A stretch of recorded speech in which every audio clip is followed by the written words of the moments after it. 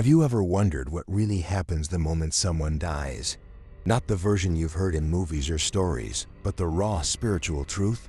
What if I told you that a man died, and Jesus himself showed him how long the soul remains on earth before crossing into eternity? This isn't fiction. It's a powerful supernatural experience that carries a message you were meant to hear. In the next few minutes, you'll walk through the veil with him. You'll see what he saw: his sudden death, the moment his soul separated from his body, and the jaw-dropping revelation Jesus gave him. And trust me, this is not what most people expect. It's not just about what comes after life. It's about how you're living right now and why every second matters more than you think. Most people go through life ignoring the spiritual realm, assuming they'll figure it out later. But later might come faster than you think. This man returned with one mission: to tell what God showed him, because your soul is on a countdown, whether you realize it or not. What you do with your time will echo through eternity. And before we begin, let me say this: most people who watch videos like this never subscribe. But if you're the kind of person who's hungry for truth, for purpose, for encounters that shift your entire reality, then don't miss a single one of these revelations. Hit that subscribe button now and stay with me until the very end, because what you're about to hear might change the way you live forever. One moment he was tightening a bolt, and the next everything went black. No warning, no time to prepare, no chance for a final prayer. It was an ordinary workday for Jose Mauricio, a 47-year-old factory worker who had lived most of his life in the rhythm of routine. Wake up early, grab coffee and bread, kiss his wife goodbye, and head to work. But on that particular morning, the familiar faded in an instant. What followed was not chaos, but a silence so profound it felt like the universe itself had paused. When Jose woke up, he wasn't lying on the floor, he was standing, watching his own body collapse beneath him. Panic should have overwhelmed him, but instead, there was an eerie calm. His co-workers were shouting, trying to revive him, but no one could hear his voice. No one could see him. He was present, fully aware, but completely detached from his physical form. It was in that surreal detachment that he realized the truth. He had died. His first instinct was confusion. How could he still be conscious, still him, without a body? But the sensation was unmistakable. He wasn't dreaming. He could see, hear, remember, even feel, but differently. There was no weight, no pain, no pressure. Just a sense of being suspended in a space between. What Jose didn't know then was that this moment was only the beginning of a divine revelation that would forever change how he saw life, death, and everything in between. As he stood there, staring at the shell of his body, the factory sounds began to fade. In their place came a silence that wasn't empty, it was alive. A silence that almost whispered. Then came the light. It wasn't like a spotlight or the sun. It didn't blind, it embraced. It had warmth, but it didn't burn. It had a presence, but no source. Jose was drawn to it like a child being called home. And from within that light, a figure emerged. It wasn't just anyone. It was Jesus. Not the image he'd seen in paintings, not the distant figure from childhood stories. This was real, vivid, present. Jesus didn't speak with words, but Jose felt every message in his heart as if they were being etched into his soul. "You forgot who you are," Jesus told him, "but I never did." In that moment, the noise of earthly life, the bills, the deadlines, the fatigue melted away. Jose remembered what it meant to be. He realized he had spent so much time surviving that he'd forgotten how to live. And standing there, no longer bound to a body, no longer stuck in the pace of the world, he finally understood. Death wasn't an end. It was a doorway, one that didn't lead into darkness, but into light, into truth. Jose didn't walk toward Jesus, he was drawn, as if his soul instinctively knew where it belonged. The presence wasn't just majestic, it was deeply personal. Jesus wasn't looking at him like a king addressing a servant. No, his eyes met. Jose's with the familiarity of a father recognizing a long-lost son. There was no accusation, no disappointment, only love. A love so raw, so overwhelming, that it unraveled every wall Jose had ever built around his heart. They stood in a space beyond time, beyond place. No floor, no ceiling, just light and presence. And even without speaking, Jesus communicated more than words ever could. Jose felt exposed, yet not ashamed, known, yet not judged. He realized then that Jesus didn't come to condemn. He came to awaken, to remind Jose of everything he had forgotten in the fog of daily life, the dreams buried under obligation, the joy dulled by routine, the purpose numbed by fear. Then, Jesus showed him something. Not with a screen, not like a memory, but like stepping into a deeper version of reality. Suddenly, Jose was reliving moments of his own life, not the grand public ones, but the quiet ones. The times he offered a kind word to a stranger, even when he was exhausted. The afternoons he played with his son, even when work was calling. The nights he prayed in silence, unsure if anyone was listening. And each moment, Jesus stood beside him, watching, remembering, honoring. "I was there," the Lord whispered. "In every moment you thought no one noticed." Jose's knees gave out, not from fear, but from awe. He realized how many times he had cried out to God, asking, "Where are you?" And now, looking back, he could see Jesus had always been there. Not in thunder or lightning, but in gentle nudges, in unexplainable peace during storms, in the right word at the right time. He remembered a moment of deep grief when he felt a warmth on his chest, like invisible arms wrapping around him. Now he knew that had been Jesus, but the most piercing moment came when Jesus looked at him and said, "You were never meant to carry all that alone." Those words broke something inside Jose. He had spent years believing he needed to be strong for everyone, his wife, his kids, his co-workers. But in that instant, he saw the beauty of surrender.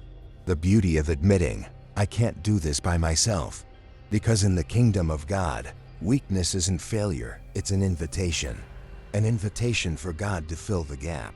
Jose wept, not from sadness, but from the sweetness of finally being fully seen, fully loved, and fully held. In that embrace, he wasn't a worker, a provider, or a role. He was just Jose, and that was enough. It began like a silent wave, gentle, yet unstoppable. Jose found himself surrounded by moments, not just images or flashes, but vivid, immersive scenes from his own life. Every action, every word, every choice came alive again. But this wasn't like watching a movie. He didn't see it from the outside. He felt everything, his intentions, his doubts, his regrets, and the ripple effects of each decision, good or bad. It wasn't God condemning him. It was truth pure, holy, inescapable. Some scenes filled him with joy. The way he smiled at a stranger who looked invisible to the world. The afternoon he comforted his son after a nightmare, even though he himself was falling apart inside. The unexpected donation to a struggling neighbor, done in secret, never expecting anything in return. In those moments, Jose felt a warmth rush through his soul, confirmation that love, no matter how small, echoes in eternity. But then came the scenes he had buried deep. Words spoken in anger, days wasted in bitterness, opportunities missed because of fear or pride. And worst of all, the times he knew what was right, but chose silence out of convenience. Jose didn't need anyone to accuse him. His own spirit wept. "I didn't know how much it mattered," he whispered. And yet, even in those moments of failure, Jesus stood beside him, not with crossed arms, but with eyes full of sorrow and compassion. "I was trying to reach you there too," he said softly. What struck Jose the most wasn't just what he had done, but what he hadn't done. The conversations he postponed, the forgiveness he withheld, the gifts he buried. He realized that sin wasn't always an act of rebellion. Sometimes it was simply ignoring a divine nudge, letting fear speak louder than faith, choosing comfort over calling. And yet, every time Jose had turned away, God had never stopped calling him back. But there was mercy in the review. Grace wove itself into every chapter. Jose saw how even his mistakes had been used by God to shape others, to protect, to teach, to redeem. He understood now what Romans 8:28 truly meant. And we know that in all things, God works for the good of those who love Him. His story hadn't been perfect, but it hadn't been wasted either. In God's hands, even broken pieces become part of a masterpiece. After the flood of memories faded, there was silence, not the kind that feels empty, but the kind that demands attention. In that sacred quiet, Jose sensed a shift. Jesus wasn't just showing him the past anymore. He was unveiling something deeper, eternal. It wasn't about judgment now, it was about understanding. And as Jose stood still in that divine stillness, Jesus spoke not with his mouth, but straight into his spirit. You were created for communion. It wasn't about careers or achievements. It wasn't about how much money Jose made, or the titles he carried, or the number of followers he had. None of that had ever been the point. His soul trembled as he realized how much energy he had spent chasing things that didn't matter in eternity. What moved heaven weren't accomplishments, it was alignment. Was your heart beating with mine? Were your steps walking in my purpose? Then Jesus showed him people, faces, not random strangers, but souls Jose had touched, some knowingly, some unknowingly. A woman who had considered ending her life, but decided to hold on after one of Jose's casual but kind conversations. A coworker who had felt invisible until Jose encouraged him in passing. A child who had seen God's joy in the way Jose played with his own kids. This, Jesus said, is purpose. You were meant to reveal me, even when you didn't know you were doing it. Jose wept. Not out of guilt, but out of awe. It had all mattered. The seemingly small moments, the inconvenient kindnesses, the undeserved mercies, the choice to love when no one was watching. That was the mission. That was the plan. He understood now that the purpose of life isn't to be impressive, it's to be faithful. Faithful to love, faithful to hope, faithful to reflect the heart of the one who created you. And the amazing part? Jose hadn't missed it. He had lived in that purpose more than he realized. The enemy had just done a really good job of distracting him from it. Jesus smiled gently and added, "You don't need to understand everything. You just need to stay close to me. When you walk with me, purpose follows naturally." In that moment, Jose saw his life not as a series of mistakes or successes, but as a sacred journey of learning to hear the shepherd's voice. The purpose was never complicated. It had always been about relationship, about knowing God and making Him known. The question had haunted Jose ever since the moment he realized he was no longer bound to his body. How long would his soul remain on earth? It wasn't curiosity, it was urgency. He needed to understand. And without asking, Jesus answered. Not in a number or formula, but in revelation. The time a soul remains on earth, he said, depends not on clocks or calendars, but on completion. Jose felt the weight of that word, completion. It didn't mean perfection, nor did it mean punishment.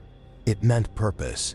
Some souls linger longer because they carry a message, an assignment, an unfinished whisper from heaven that must reach a heart still beating in the realm of the living. Others stay briefly, only long enough to bring peace to a loved one or to release a final tear. But all remain for one divine reason, to fulfill the last ripple of their earthly calling. Jesus showed Jose scenes of souls hovering near their homes. A mother standing silently at her son's bedside, her presence bringing comfort in the form of a sudden peace that the son couldn't explain. A child who had passed too young, lingering near his grieving father, inspiring dreams that would eventually turn into a book that would heal others. Jose saw that when people said, "I felt her with me," or "He came to me in a dream," they weren't always imagining things. Heaven sometimes allows souls to linger as bridges between sorrow and hope, between questions and faith. Then Jesus brought Jose to a memory of his own funeral. The room was quiet, heavy. His family sat in the front row, broken but breathing. Jose saw himself there, not physically, but spiritually, standing behind them, whispering words of love they couldn't hear but somehow felt. One by one, those words planted seeds in their hearts. Seeds of forgiveness, of release, of peace. That was part of his remaining purpose. And once that purpose was complete, once the final ripple was released into the lives of those he loved, only then would the soul be drawn fully toward the eternal home. There was no fear in this process, no haunting, no restlessness, just divine timing. A sacred delay between departure and arrival, a moment of mercy where the soul still serves. So how long does the soul stay? Jose asked again. Jesus looked at him with eyes deeper than oceans and said, "Long enough for love to finish what it started." As Jose stood before eternity and glimpsed spiritual aftermath of his earthly life, one truth burned brighter than all the visions he had seen. Life is shorter than we realize, and purpose is far more urgent than we treat it. He looked back on moments he had wasted, not in obvious sins, but in distractions, endless scrolling, empty conversations, delayed obedience. And for the first time, he saw what heaven sees when we postpone our purpose. It wasn't anger, it was heartbreak. Jesus didn't scold him, he simply revealed. Every day Jose had lived without intention was like a blank page in a story that had already been written by God. The pages weren't erased, but they remained unused, full of what-ifs. Jose realized he had confused busyness with meaning. He had filled his life with tasks but had forgotten the mission: to love, to serve, to give, to listen, to be present. Purpose wasn't just about calling, it was about awareness. He saw how many people walked through life like sleepwalkers, waiting for a perfect time to start doing what they were called to do. But perfect never comes. There's always another excuse, another delay. And in that delay, the enemy sows doubt, fear, and spiritual paralysis. Jose had believed he needed more clarity to move, but all he needed was obedience. That's what ignites clarity. That's what multiplies time. Purpose doesn't wait, it moves. Then Jesus spoke again. The ones who make the greatest impact are rarely the ones who had the most resources or time. They're the ones who lived like each moment mattered. Jose remembered the parable of the talents in Matthew 25. The servant who buried his gift wasn't punished for failing. He was held accountable for doing nothing. That hit differently now. Purpose is not optional. It's sacred, urgent, eternal. And so as Jose stood between time and eternity, he felt this urgency settle into his spirit, not as pressure, but as passion. It wasn't too late. He was being sent back, not because he had failed, but because he still had time, the gift of another day, another conversation, another act of obedience. And this time, he'd live differently. He'd wake up every day and ask, "Lord, what's the assignment?" Because now he knew every breath carries purpose. The return wasn't instant. It felt like falling not downward, but inward, like being pulled through a tunnel of memory, meaning, and mercy. Jose could still feel the presence of Jesus as his soul descended back into the reality of time. And though the world he returned to was the same bed, same air, same room, he was not. Something eternal had fused with his temporary frame. And he knew, you can't come that close to the light and walk the same in the dark. His eyes opened slowly, as if waking up from the deepest sleep imaginable. Machines beeped. A nurse gasped. But Jose was silent, not from confusion, but from awe. He felt the weight of his soul re-entering his body like a sacred alignment. Every heartbeat now echoed eternity. Every breath was a gift, no longer taken for granted. He didn't cry. He didn't scream. He just whispered, "Thank you." And that whisper was louder in heaven than any choir. People around him called it a miracle. Doctors shrugged at the charts they couldn't explain. Family wept with joy. But Jose saw something they couldn't, the ripple effect already beginning.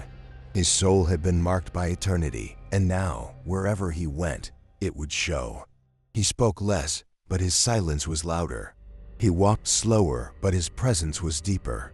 And when he looked people in the eyes, they felt something they couldn't explain. Peace, truth, God.